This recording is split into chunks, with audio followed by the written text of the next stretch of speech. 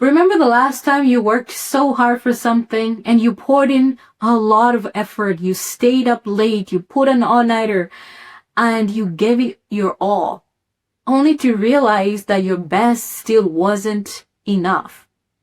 Well, that's kind of like trying to be saved by keeping the law alone. Let me explain. God's law is like a perfect grading system. It is a system that shows you what is right, it shows you what is just, and it shows you that which is true. But no matter how hard we try, we still fall short of His glory. That's why grace steps in. Grace is actually not meant to erase the law. It is meant to do what we couldn't do on our own.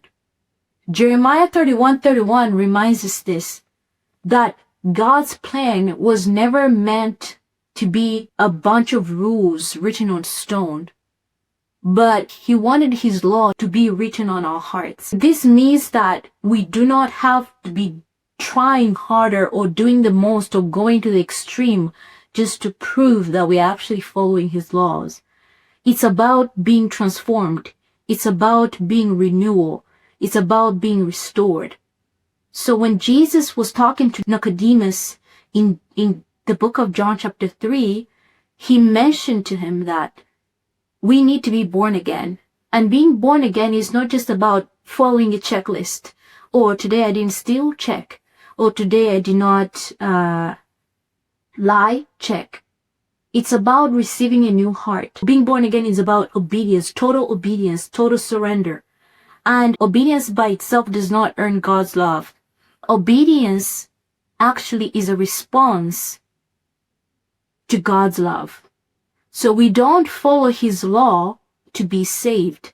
We don't follow God's law to be saved. We follow His law because we are already saved. Here's the takeaway. The law of God shows us what we need, and grace gives us the answer of that which we need. So when judgment comes, what is your hope? When judgment comes, what is your record?